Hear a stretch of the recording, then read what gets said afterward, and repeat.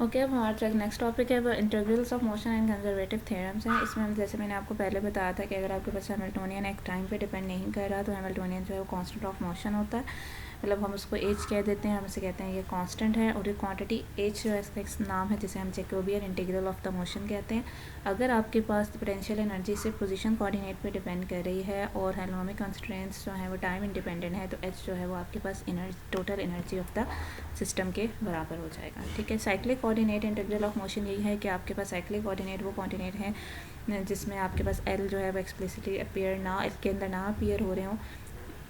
तो अगर आपके पास कोऑर्डिनेट साइक्लिक हैं तो वो ऑब्वियसली एच में भी एब्सेंट होंगे, तो उसकी रिस्पेक्ट से आपके पास जो एच का डेरिवेटिव होगा वो ज़ीरो होगा।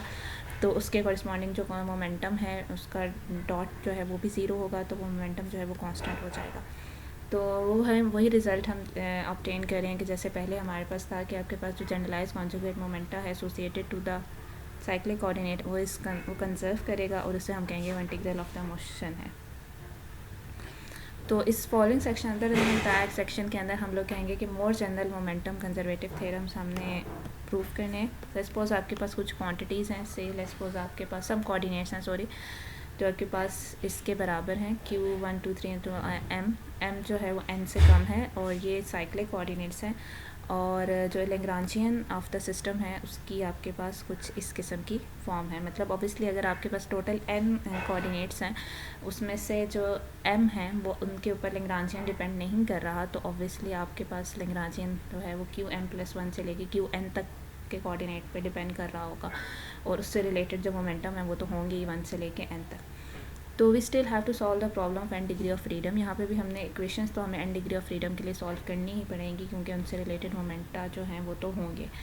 तो इवन दो M of them corresponding to M cyclic coordinate, इसमें से एम जो है वो साइक्लिक कोऑर्डिनेट है, और हैमिल्टोनियन ऑफ द इक्वेशन है उनकी भी फॉर्म आपके पास इस किस्म की बन जाएगी क्यू पी, और देन बी जो है वो आपके पास 1 से m तक क्यों लिखा है इन्होंने, क्योंकि जैसे बी आपको कहा था कि आपके पास कांस्टेंट ऑफ मोशन है। अगर आपके पास कोई कोऑर्डिनेट जिसके ऊपर हैमिल्टोनियन डिपेंड नहीं कर रहा, जिसके रिस्पेक्ट से हैमिल्टोनियन का डेरिवेटिव ज़ीरो है, उसके कॉरस्पॉन्डिंग जो मोमेंटम है वो हमारे पास कांस्टेंट है, तो वो भी हमारे पास 1 से लेके m तक हो जाएंगे। मतलब इस तरीके से उन्होंने जो है वो हैमिल्टोनियन जब हम लिखेंगे तो उसकी फॉर्म इस तरीके से होगी, कोऑर्डिनेट्स उसके एसोसिएटेड जो कोऑर्डिनेट साइक्लिक नहीं है जिनके ऊपर हैमिल्टोनियन या लैग्रांजियन डिपेंड कर रहा है, उसके कॉरस्पॉन्डिंग आपके पास मोमेंटा, और बाकी वो मोमेंटम जो कि साइक्लिक कोऑर्डिनेट्स के साथ एसोसिएटेड हैं। तो मतलब जब हम हैमिल्टोनियन लिखेंगे उस सिस्टम का तो वो हम इस फॉर्म में लिखेंगे, और जब लैग्रांजियन लिखेंगे तो वो हम इस फॉर्म में लिखेंगे।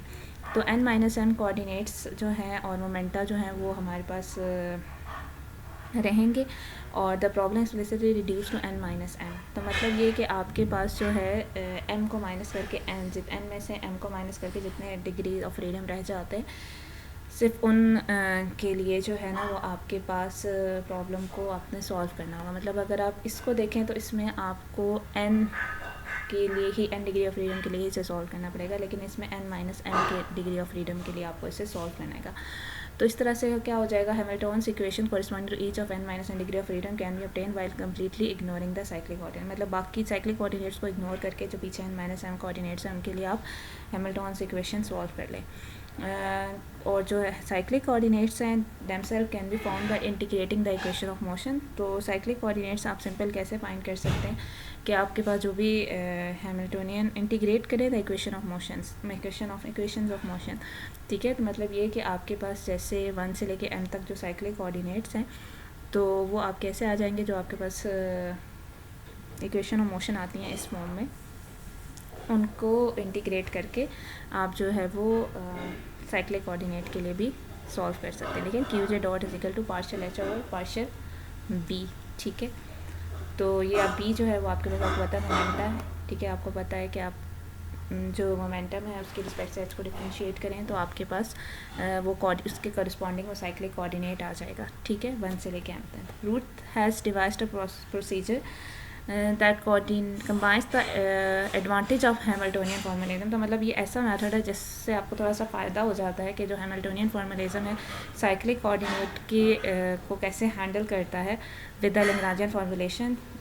और इन्होंने कहा है कि आपने मतलब उसने रूथ ने एक प्रोसीजर डिवाइस किया था, उन्होंने आपको ये रेफ़र किया है कि आप गोल्डस्टेन की जो बुक है उसके अंदर जो रूट्स प्रोसीजर है उसको आप स्टडी करें। तो बेसिकली वो भी मैं आपको एक दिन उसके ऊपर भी आपको ज़रूर देखूंगी कि रूट्स प्रोसीजर क्या है। गोल्डस्टेन की क्लासिकल मैकेनिक्स की बुक तो बहुत ज़्यादा यूज़ होती है, बहुत अच्छी बुक है। उसको हम देखेंगे कि उसके अंदर उन्होंने किस तरीके से इस मेथड को यूज़ करके सॉल्व किया हुआ है हैमिल्टोनियन। ठीक है, अगला आपके पास let me see a topic with canonical transformation and this whatever. I feel like कि मैं ये देख रही थी कि ये करने की ज़रूरत है कि conservative theorem of momentum and angular momentum. ठीक है, जैसे पहले हमने ये देखा कि हमारे पास जो कंजर्वेटिव सिस्टम है इसमें जो हैमिल्टोनियन है वो एक कांस्टेंट होता है, और अगर वो टाइम के ऊपर एक्सप्लिसिटली डिपेंड ना कर रहा हो। This represent the constituency of the energy of the system. Obviously उसके करस्पॉन्डिंग जो उसके हैमिल्टोनियन जो होता है वो किसके बराबर होता है, एनर्जी ऑफ द सिस्टम के बराबर होता है। By examining the Hamiltonian is possible to establish two other conservative theorem. हम हैमिल्टोनियन को एग्जामिन करते हुए दो और कंजर्वेटिव थ्योरम भी एस्टैब्लिश कर सकते हैं, conservation of momentum and conservation of angular momentum, जैसे हमने चैप्टर 4 में किया था जब हमने लैग्रांजियन ऑफ द सिस्टम देखा था।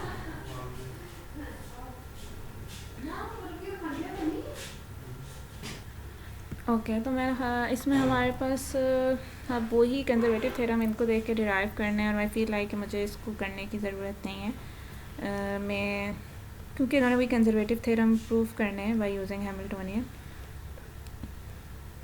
कैनोनिकल ट्रांसफॉर्मेशंस हम देख लेते हैं। As shown in the previous section, there is some advantages in using cyclic coordinate. However, in general, it's impossible to obtain more than a limited number of such coordinate by means of coordinate transformations. On the other hand, we can employ a more general class of transformation that involve both generalized coordinate and momentum. Okay, इन्होंने आपको ये कहा है कि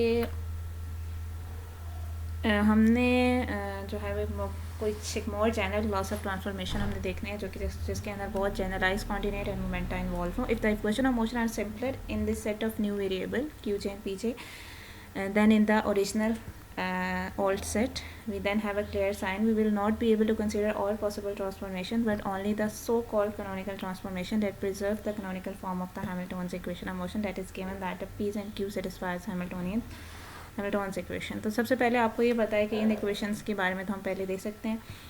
for some h, कुछ h के लिए, then the transformation, जैसे इन्होंने यहाँ पे लिखा हुआ है Q एंड P इन्होंने डिफ़ाइन किए हैं। Q जो है वो कैपिटल Q जो है वो भी Q P एंड T का फंक्शन है, कैपिटल P भी Q P एंड T का फंक्शन है। इस canonical for some h, then the, अगर आपके पास ये इक्वेशन है, देन किसी कोई भी h के लिए आपके पास ये इक्वेशन है, तो जो ट्रांसफॉर्मेशंस हैं, ठीक है, Q and P is canonical if and only if there exist a function K such that the time evolution of Q's and P's are still governed by the Hamilton's equation. ठीक है, मतलब आपके पास एक K एक ऐसा function हो जिसको अगर आप, जैसे यहाँ पे H है ना, जिसको आप P से रिस्पेक्ट से डिफ्रेंशिएट करें तो Q डॉट आ रहा है, Q के रिस्पेक्ट से डिफ्रेंशिएट करें तो P डॉट आ रहा है, तो K को अगर आप कैपिटल P के रिस्पेक्ट से डिफ्रेंशिएट करें तो Q डॉट आए, और अगर कैपिटल Q के रिस्पेक्ट से डिफ्रेंशिएट करें तो P डॉट आए।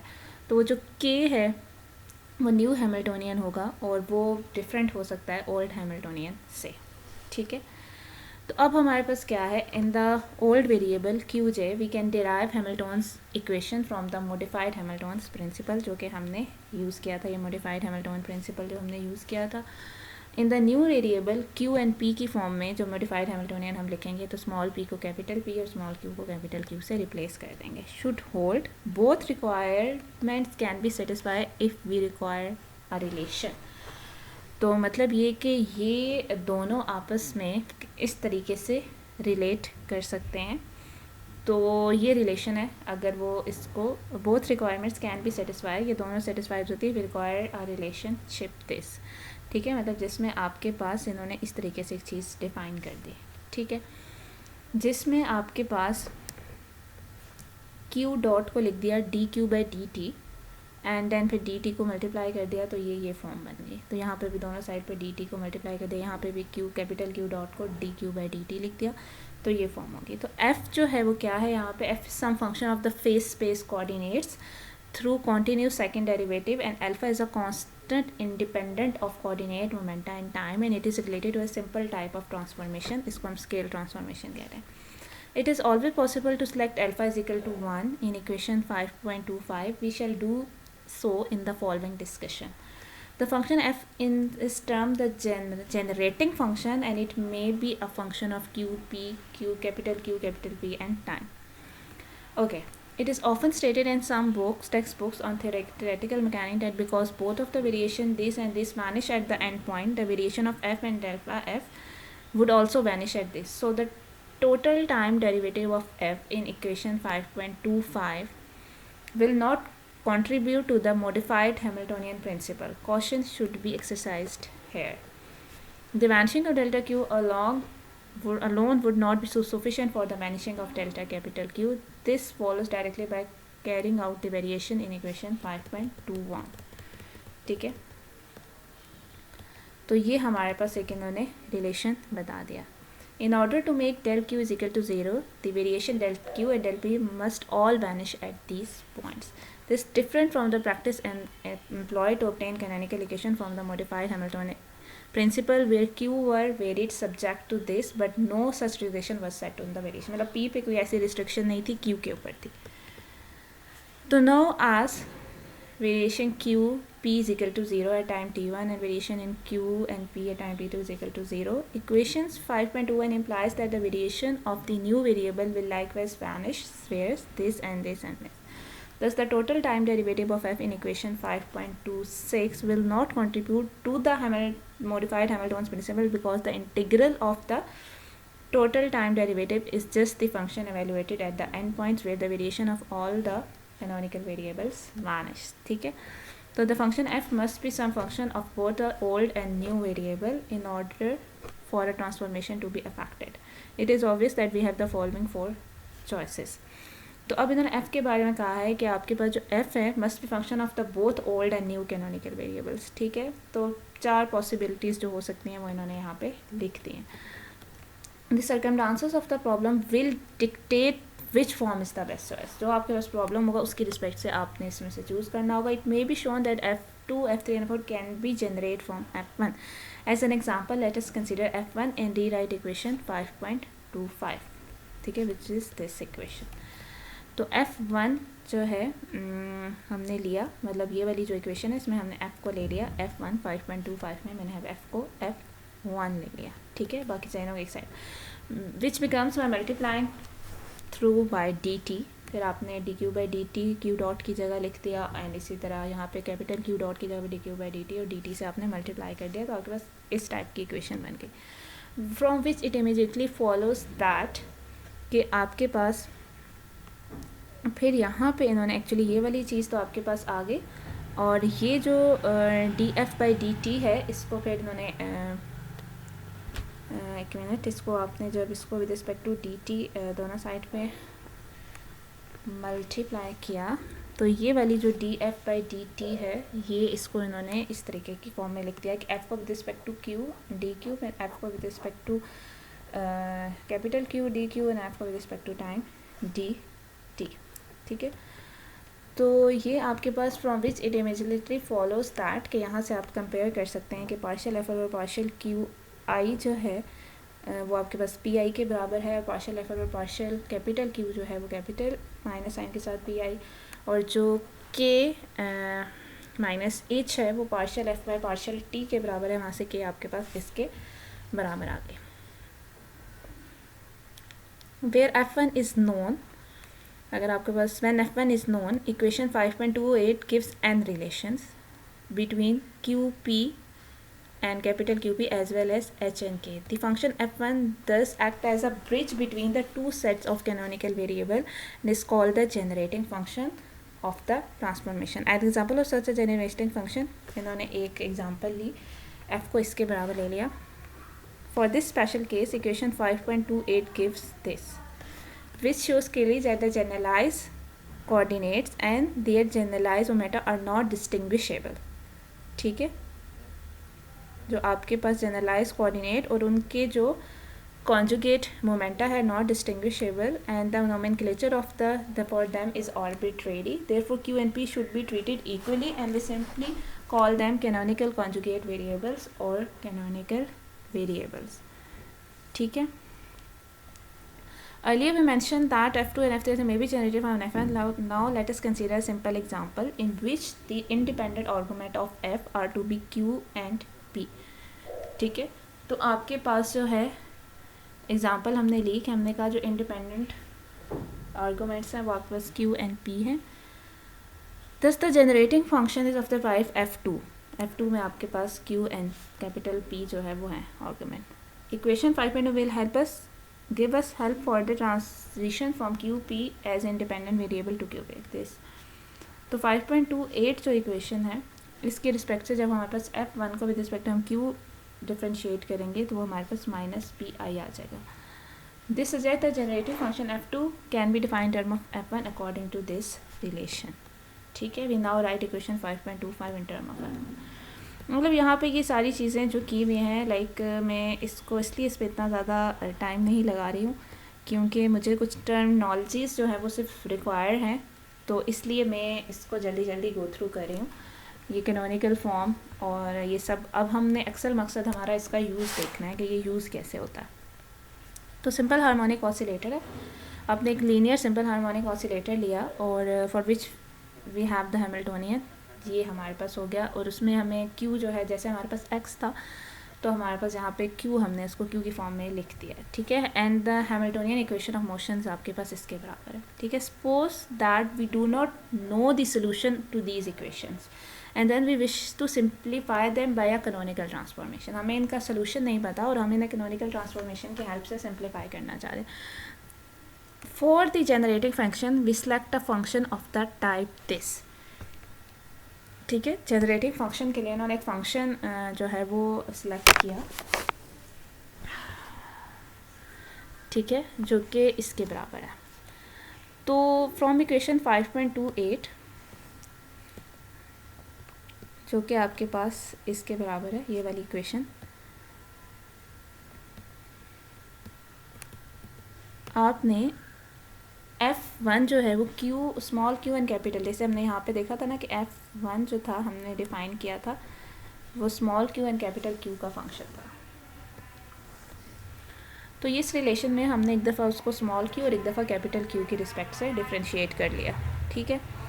एक दफ़ा स्मॉल q और एक दफ़ा कैपिटल q की रिस्पेक्ट से डिफ्रेंशिएट किया. स्मॉल p और कैपिटल p रिस्पेक्टिवली आ गया. तो यहाँ से हमने रीअरेंज करके स्मॉल p एंड q की वैल्यूज़ फाइंड कर ली. अब हमने now we can evaluate the new Hamiltonian k. New Hamiltonian k जो था हमारे पास. अच्छा यहाँ पे भी अब ये भी मैं आपको बता दूँ कि k जो है वो हमारे पास यहाँ पे जब हमने देखा था तो k हमारे पास किसके बराबर आया था h plus partial f1 by partial t. अगर f जो है वो t पे डिपेंड नहीं कर रहा तो फिर हमारे पास k किसके बराबर हो जाएगा h के बराबर हो जाएगा. ठीक है. Does not depend on times plus तो k h के बराबर हो गया तो वो इसके बराबर हो गया. यहाँ पे p और q की वैल्यू पुट कर दी. अब जो यहाँ पे इन्होंने म्यू डिफाइन किया था अगर हम उसको इसके बराबर लें. ठीक है. जैसे उन्होंने कहा mu is equal to this reduces तो ये हमारे पास ये चीज़ आ जाएगी कि which is of a particular simple form. ठीक है. तो k की वैल्यू आपके पास इसके बराबर आ जाएगी. ठीक है. यहाँ पे हमने म्यू की वैल्यू पुट की फिर sine square q plus cos square q 1 हो गया.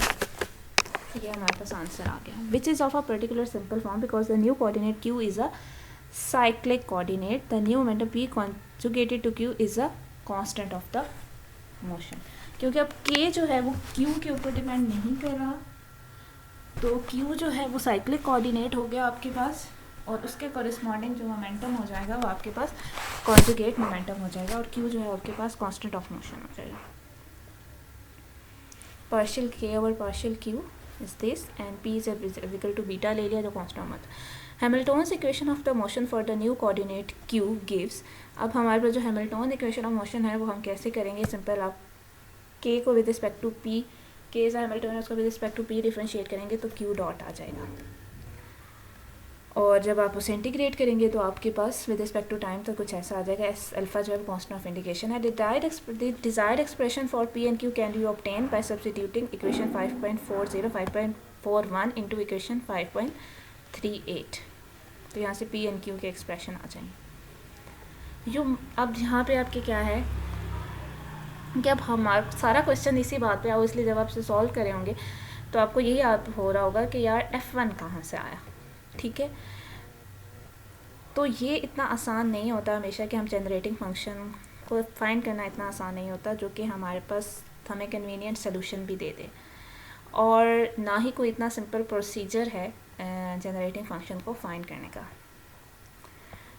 तो sometimes the desired transformation can be found by an intuitive method or by solving equation 5.28 that connects the generating function to the new and old Hamiltonians। ठीक है, तो sometimes उन्होंने कहा कि हमें 5.28 इक्वेशन को सिंपल सॉल्व करके जो कि ओल्ड एंड न्यू हैमिल्टोनियन को रिलेट कर रही हैं, उससे भी हम लोग कुछ ना कुछ चीज़ें डिज़ायर्ड ट्रांसफॉर्मेशन हासिल कर लेते हैं। There are two unknown function in equation 5.28। One of the 2 is f which is needed to generate the coordinate transformation equation, obviously वो generator है, और other is k which is needed to provide the equation of motion। thus given k we can work backward with equation 5.28 and it la generating function is। मतलब अगर हमें k पता है तो हम लोग वर्क करके बैकवर्ड डायरेक्शन में 5.2 इक्वेशन के हम लोग f जनरेट कर सकते हैं।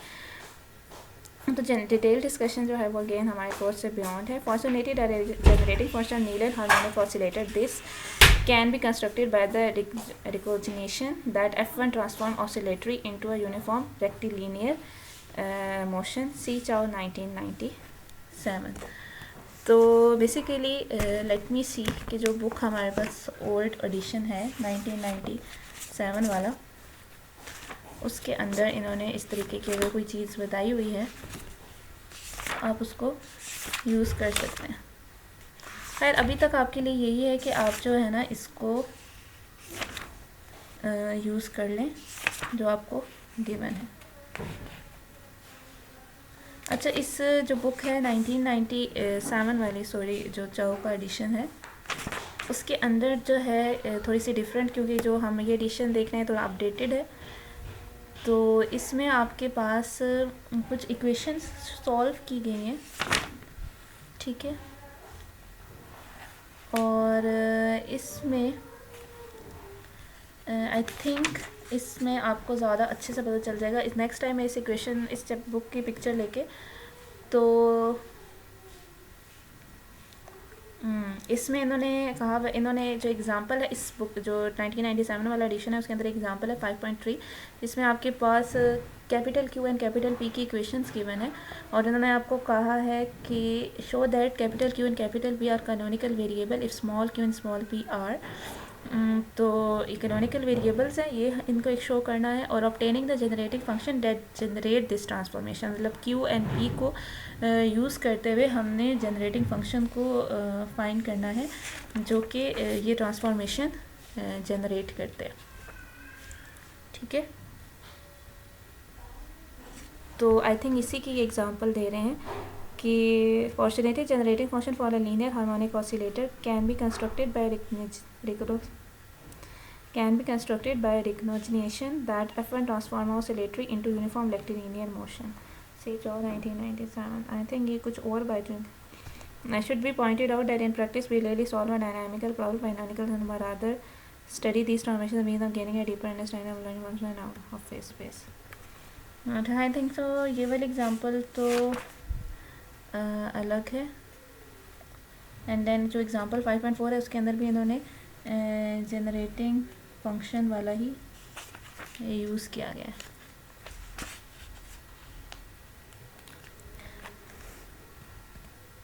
है। मैं रीड कर देती हूँ जो इसके अंदर है। The reader who has carefully followed the detail of example might be wondering where we obtain the generating function. This is a very important issue, and unfortunately it is not always easy to find a generating function that lead to a convenient solution. वैसे ही जो इधर लिखा हुआ है, and there is no simple standard procedure for this. Sometimes the desired transformation can be obtained by intuitive method or by solving equation which connect the generating function to the old and new Hamiltonian. However, there are two unknown functions For f needed to generate the coordinate transformation equation, k needed to provide equation, and thus k we can work backward with equations until generating function. A detailed lesson goes beyond our syllabus. It should be pointed out, मतलब यहाँ पे इन्होंने कुछ ऐसा नहीं लिखा हुआ, फिर आगे भी इन्होंने यही बात लिखी है, should be pointed out that in particular we really solve a dynamical problem, मतलब इन प्रैक्टिस हम बहुत कम ही डायनामिकल प्रॉब्लम को उसको कैनोनिकल ट्रांसफॉर्मेशन की मदद से सॉल्व करते हैं, but rather study this transformation as a mean of gaining a deeper understanding. लेकिन डीपर अंडरस्टैंडिंग के लिए हम इस यूज़ ट्रांसफॉर्मेशन को यूज़ करते हैं हैमिल्टोनियन फॉर्मूलिज्म की या फेज स्पेस की। लाइक फ़िलहाल यहाँ पे तो उन्होंने इस तरह की कोई चीज़ नहीं की गई, लेकिन हो सकता है मे भी आगे कहीं जाके इन्होंने इस तरह का कुछ किया होगा, मेरी नज़र से गुजरा तो मैं आपको बता दूँगी। ओके, अभी हम नेक्स्ट टॉपिक में पाइथन ब्रैकेट्स पढ़ेंगे।